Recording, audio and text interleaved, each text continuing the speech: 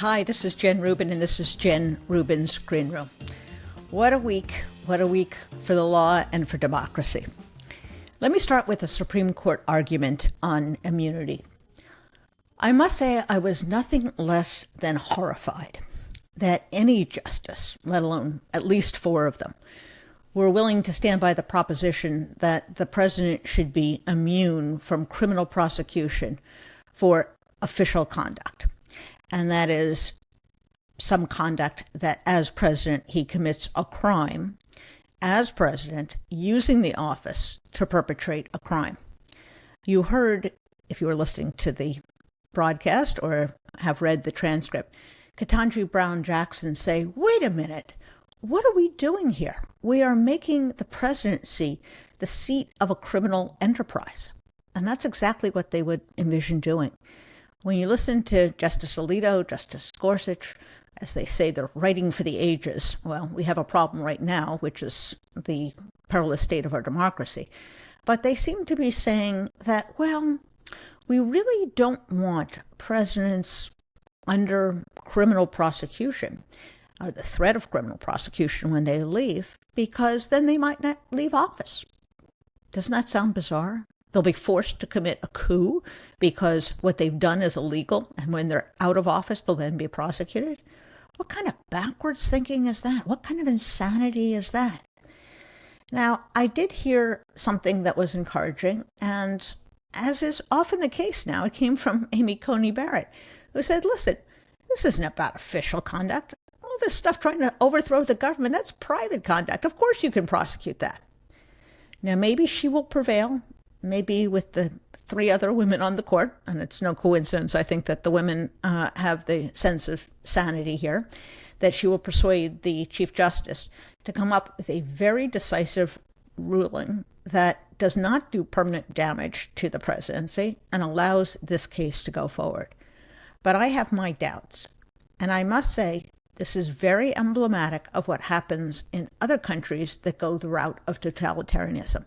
And that is the courts are complicit. Unless the courts say, no, we are not going to give the president a free pass to use the office of the presidency to commit crimes, we're not going to exempt him from the threat of criminal prosecution, we begin going down a very dangerous road, whether it's Donald Trump or whether it's some other president down the road. So let's hope that Amy Coney Barrett prevails. Let's hope that the three liberal justices raise enough of a fuss, because otherwise what we're going to be faced with is a Supreme Court complicit with a former president of the United States in bringing to halt a criminal prosecution so he cannot be held accountable in the courts of law before he goes to seek the presidency. That's what we would be talking about. And that's serious stuff. So I would hope that we get a clean decision. I would hope that Jack Smith is able to go forward on some basis, at least beginning before the election, but we will see.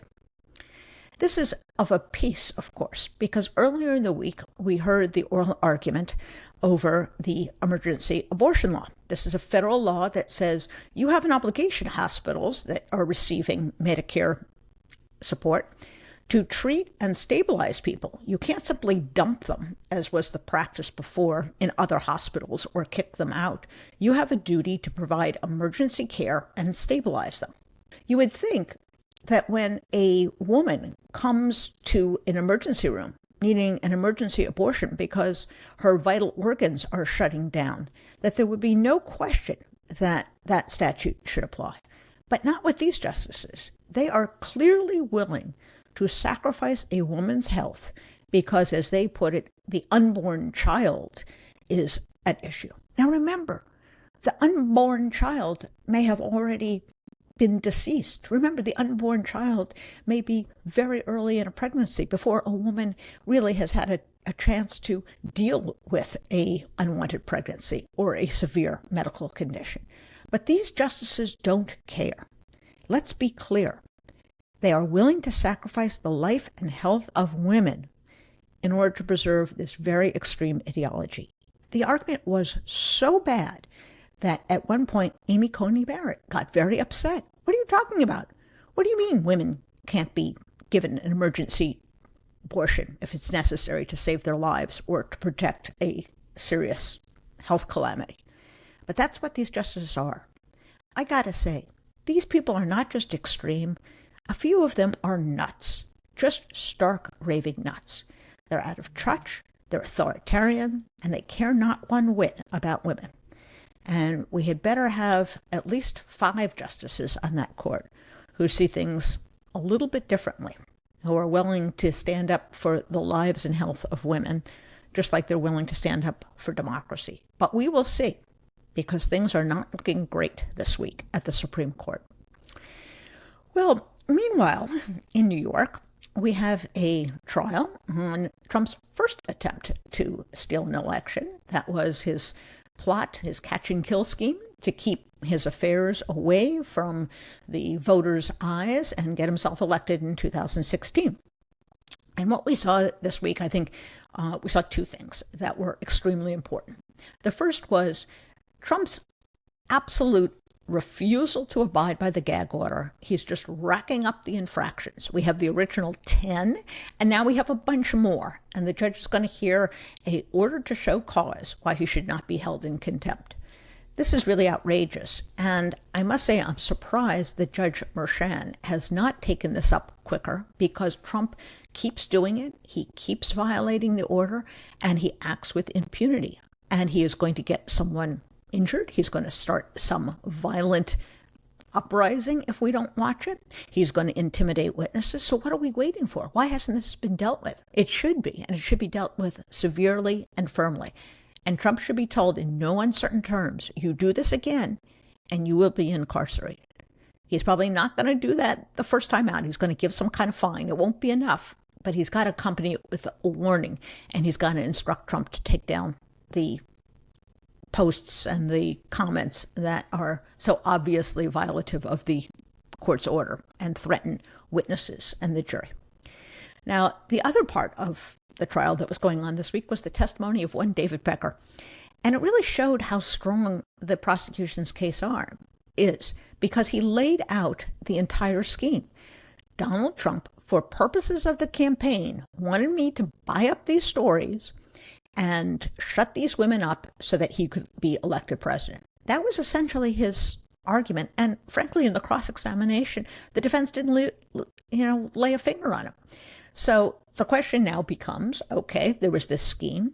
So did Donald Trump, was he complicit in using this scheme, in falsifying the business documents to make it look like it was a payment for services to Michael Cohen? And the answer, I think, is going to be unequivocally, yes, he knew. There's going to be tape-recorded evidence. There's going to be other testimony. And I must say, Michael Cohen is no longer the killer witness. It was actually David Pecker, because it's his testimony that ties Trump to the plan. It's his testimony that ties Trump to the desire to defraud the voters, to help his campaign, which turns this payment into a legal campaign violation. That really is at the heart of the case.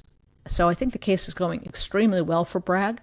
And I think to the detriment of those commentators, those pundits who said this was a nothing burger case or it was weak, I think to the contrary, it's proving to be much more compelling than they imagined. Well, what else is going on? Well, we had the New York Times, which is already suffering from a crisis of credibility, just get destroyed in a piece by Politico, which reveals that part of the reason that they are, or maybe the only reason that they keep running story after story about President Biden's age, is because he won't give them an interview. No, really. They found someone at the Times who admitted this. Now, this was followed by all kinds of whining and protestations. And then, get this, it was a statement from the New York Times that complained for 2 or 3 paragraphs. He's not giving us an interview. This is unfair. This is unfair. And at the very last paragraph, almost the very last line, they say, oh, and we wouldn't do anything to unfairly cover him just because he won't give us the interview, which is an outrage. So they proved the point. They proved that they are petty, that they are provincial, that they do not understand the stakes, that this is all about them. And I must say, if retribution for not giving them an interview is not the reason for their excessive coverage. What is it? What is the reason? Are they that clueless about the stakes? Have they not been paying attention to Donald Trump?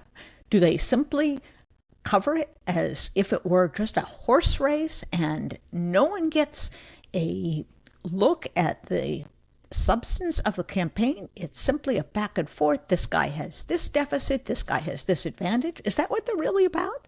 Frankly, it would be almost worse if there was some other explanation, because it would show they were entirely clueless. But they have really dug themselves a hole. They are a laughingstock. Social media is just exploded over this. The New York Times pitch bot, which was mentioned in the Politico piece, that takes great delight at slamming and characterizing, parroting the New York Times, got a shout out. So good for him. And maybe this will make a difference in the New York Times. Maybe they'll be embarrassed. Maybe they will stop making this all about them and actually cover what is at issue, which, as we saw at the Supreme Court, what's at issue is the future of our democracy. Now, in this otherwise gloomy week, I'll add with one more gloomy development, and that is these protests on college campuses, Columbia and elsewhere. I want to be clear. Not every demonstration, not every advocacy moment that is expressing concern about the Gazans in a war zone is anti-Semitic. Far from it. It is also true that criticism of Israel is not anti-Semitic. I do it all the time. I have taken the Prime Minister to task many times for his conduct of the war and for the damage he is doing to Israel domestically and around the world. But it is anti-Semitic to target Jewish students on campus, to call for their death, as we saw on a YouTube, to rouse and interfere with a Seder of Jewish students, to lambaste them, to ridicule them, to threaten them. That is anti-Semitism. And it is also inappropriate on a college campus to maintain these encampments, contrary to policy, impairing the ability of students to enjoy their education. Columbia has had to go to or thought they had to go to a hybrid system. Students are being deprived of their education. There is no right to do that. There's no First Amendment right to do that. These people are not on the side of the angels. And oh, by the way, whatever credibility they have destroyed it. Because you don't just have Republicans complaining about this. Democrats have rightly come out and condemned this. The president has come out and condemned this. This is outrageous. And unless college campuses get their act together, reassert some form of discipline, of control, of authority, they will have forever blemished their reputations. And I gotta say, thank goodness I don't have a child in college. But if I were, I would never send them to one of these schools. These people have lost the moral high ground. They've lost their minds. They've lost any sense of control. And while I do not think that the police have been entirely appropriate, I think there's times when they have overreacted. I think some of the violent arrests, if you will, have gone over the top. But ultimately, the college campuses are responsible for this. They let it get out of hand. They tolerated it. They have members of their faculty who are abetting this sort of stuff. And it's outrageous. They need to get their act together. They need to condemn this.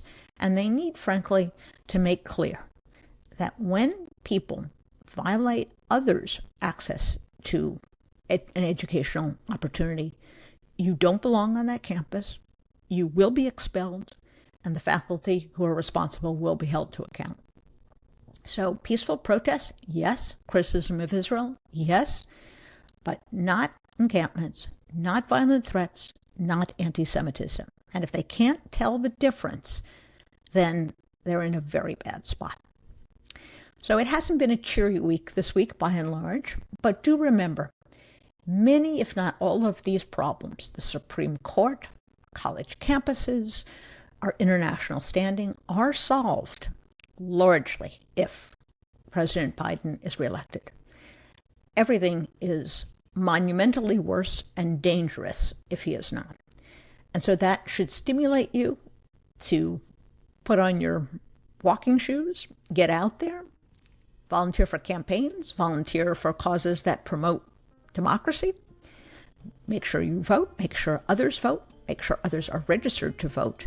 And remember, this is the most important election of your life.